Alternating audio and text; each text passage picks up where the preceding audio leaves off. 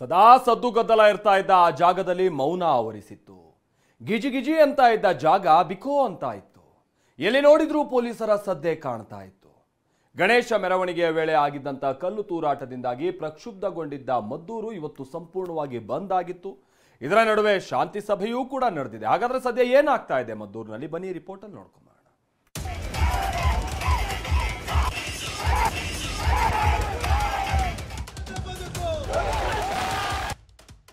ಕಲ್ಲು ತೂರಾಟದ ಕಿಚ್ಚು, ಮದ್ದೂರು ಬಂದ್. ಅಂಗಡಿ ಮುಂಗಟ್ಟು ಮುಚ್ಚಿ ಜನರ ಆಕ್ರೋಶ. ಕಲ್ಲು ತೂರಾಟದಿಂದ ಹೊತ್ತಿಕೊಂಡಿದ್ದ ಬೆಂಕಿ ಲಾಠಿ ಚಾರ್ಜ್ನಿಂದ ದಗದಗಿಸಿತ್ತು. ಮಂಡ್ಯ ಜಿಲ್ಲೆ ಮದ್ದೂರು ಎರಡೂ ಕೊತ ಅಂತ ಕುದಿಯುತ್ತಿತ್ತು. ಗಣೇಶ ಮೆರವಣಿಗೆ ಮೇಲಿನ ಕಲ್ಲು ತೂರಾಟ ಖಂಡಿಸಿ ಹಿಂದೂ ಸಂಘಟನೆಗಳು ಇಂದು ಮದ್ದೂರು ಬಂದ್ಗೆ ಕರೆ ನೀಡಿದ್ವು. ಹೀಗಾಗಿ ಇಂದು ಮದ್ದೂರು ಸಂಪೂರ್ಣ ಸ್ತಬ್ಧವಾಗಿತ್ತು. ವ್ಯಾಪಾರ ವಹಿವಾಟು ಸಂಪೂರ್ಣ ಬಂದ್ ಆಗಿತ್ತು. ಮದ್ದೂರು ಮಾತ್ರವಲ್ಲ, ಕೆಸ್ತೂರು, ಮಲ್ಲನಕುಪ್ಪೆ, ಬೆಸಗರಹಳ್ಳಿ, ಕೆ ಹೊನ್ನಲಗೆರೆ ಗ್ರಾಮದಲ್ಲೂ ಸ್ವಯಂ ಪ್ರೇರಿತವಾಗಿ ಬಂದ್ ಆಚರಿಸಲಾಗಿತ್ತು. ಕೆರೆಗೋಡು ಗ್ರಾಮದಲ್ಲೂ ಟೈರ್ಗೆ ಬೆಂಕಿ ಹಚ್ಚಿ ಆಕ್ರೋಶ ಹೊರಹಾಕಿದ್ರು.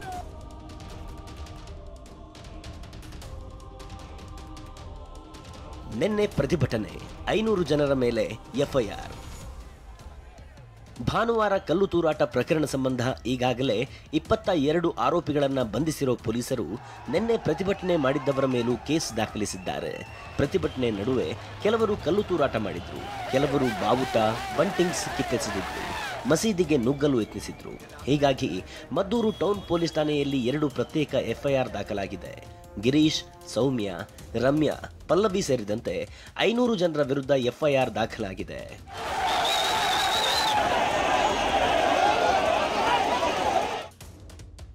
ಪೂರ್ವ ನಿಯೋಜಿತ ಕೃತ್ಯದ ಶಂಕೆ, ಸಿಸಿಟಿವಿ ಪರಿಶೀಲನೆ. ಕಲ್ಲು ತೂರಾಟದ ಕಿಂಗ್ ಪಿನ್ ಚನ್ನಪಟ್ಟಣದ ಇರ್ಫಾನ್. ಕಲ್ಲು ತೂರಾಟ ಪೂರ್ವ ನಿಯೋಜಿತ ಕೃತ್ಯ ಅಂತ ಶಂಕಿಸಲಾಗ್ತಿದೆ. ಹೀಗಾಗಿ ಪೊಲೀಸರು 3 ದಿನಗಳ ಹಿಂದಿನ ಸಿಸಿಟಿವಿ ದೃಶ್ಯ ಪರಿಶೀಲನೆ ಮಾಡ್ತಿದ್ದಾರೆ. ಇನ್ನು ಈ ಘಟನೆಯ ಕಿಂಗ್ ಪಿನ್ ಚನ್ನಪಟ್ಟಣದ ಇರ್ಫಾನ್ ಅನ್ನೋದು ಗೊತ್ತಾಗಿದೆ. ಹಲವು ವರ್ಷಗಳಿಂದ ಮದ್ದೂರಿನಲ್ಲೇ ಇರೋ ಇರ್ಫಾನ್ ಮಸೀದಿ ಮುಂದೆ ಗಣೇಶ ಮೆರವಣಿಗೆ ಸಹಿಸದೆ ಈ ಕೃತ್ಯ ಎಸಗಿದ್ದಾನೆ. ಇರ್ಫಾನ್ನನ್ನ ಜಾಫರ್ ಅನ್ನೋನು ಪ್ರಚೋದಿಸಿರೋದು ಗೊತ್ತಾಗಿದೆ. ಒಟ್ಟು 26 ಆರೋಪಿಗಳ ಲಿಸ್ಟ್ ಮಾಡಿರೋ ಪೊಲೀಸರು ಸದ್ಯ 22 ಆರೋಪಿಗಳನ್ನು ಬಂಧಿಸಿದ್ದು 4ವರಿಗಾಗಿ ಹುಡುಕಾಡ್ತಿದ್ದಾರೆ.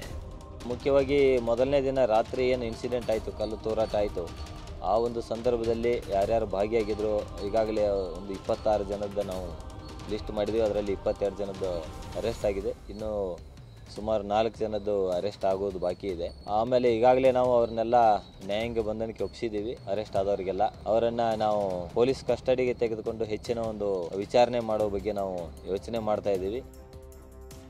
ಮದ್ದೂರಿನಲ್ಲಿ ನಾಳೆ 28 ಗಣಪತಿಗಳ ವಿಸರ್ಜನೆ, ಶಾಂತಿ ಸಭೆ. ಗಣೇಶ ಮೆರವಣಿಗೆ ಗಲಾಟೆ ನಡುವೆ ಮದ್ದೂರಿನಲ್ಲಿ ನಾಳೆ 28 ಗಣಪತಿಗಳ ಸಾಮೂಹಿಕ ಮೆರವಣಿಗೆ ಇದೆ. ಹೀಗಾಗಿ ಇಂದು ಶಾಂತಿ ಸಭೆ ನಡೆಸಲಾಯಿತು. ಆದರೆ ಇದೇ ಸಭೆಯಿಂದ ಹಿಂದೂ ಸಂಘಟನೆಗಳು ದೂರ ಉಳಿದಿದ್ವು. ಅಭಿವೃದ್ಧಿ ಆಗಬೇಕು, ಜಿಲ್ಲೆಯಲ್ಲಿ ಕೋಮು ಗಲಭೆ ಆಗಬಾರ್ದು. ನಾವು ಯಾವುದೇ ಕಾರಣಕ್ಕೆ ಯಾವುದೇ ಸಂದರ್ಭದಲ್ಲಿ ಕೋಮು ಗಲಭೆಗೆ ಅವಕಾಶ ಮಾಡುವಂಥ ಒಂದು ಹೆಜ್ಜೆನೂ ಸಹ ನಮ್ಮ ಪಕ್ಷ ಆಗಲಿ ನಾವಾಗಲಿ ಸರ್ಕಾರ ಆಗಲಿ ಇಡಲ್ಲ. ಇನ್ನು ನಿನ್ನೆ ಪೊಲೀಸರಿಂದ ಲಾಠಿ ಏಟು ತಿಂದು ಸದ್ದು ಮಾಡಿದ್ದ ಜ್ಯೋತಿಯ ಹಳೆ ವಿಡಿಯೋಗಳು ವೈರಲ್ ಆಗ್ತಿವೆ. ಬಿಯರ್ ಬಾಟಲ್ ಹಿಡಿದು ಪೋಸ್ ಕೊಟ್ಟಿದ್ದ ವಿಡಿಯೋ ಇಟ್ಟುಕೊಂಡು ನೋಡ್ರಪ್ಪ ಧರ್ಮೋದ್ಧಾರಕಿಯನ್ನ ಅಂತ ವೈರಲ್ ಮಾಡ್ತಿದ್ದಾರೆ. ಇದರ ನಡುವೆ ಓರ್ವ ಮಹಿಳೆ ಪ್ರಚೋದನೆಗೆ ಒಳಗಾಗಿ ಅನ್ಯ ಕೋಮಿನವರಿಗೆ ನಿಂದಿಸಿದ್ದಾಳೆ ಅಂತ ಬೆಂಗಳೂರಿನ ಹೈಗ್ರೌಂಡ್ಸ್ ಠಾಣೆಗೆ ಬೆಂಗಳೂರು ಪಶ್ಚಿಮ ಜಿಲ್ಲಾ ಕಾಂಗ್ರೆಸ್ ಸಮಿತಿ ದೂರು ನೀಡಿದ್ದಾರೆ.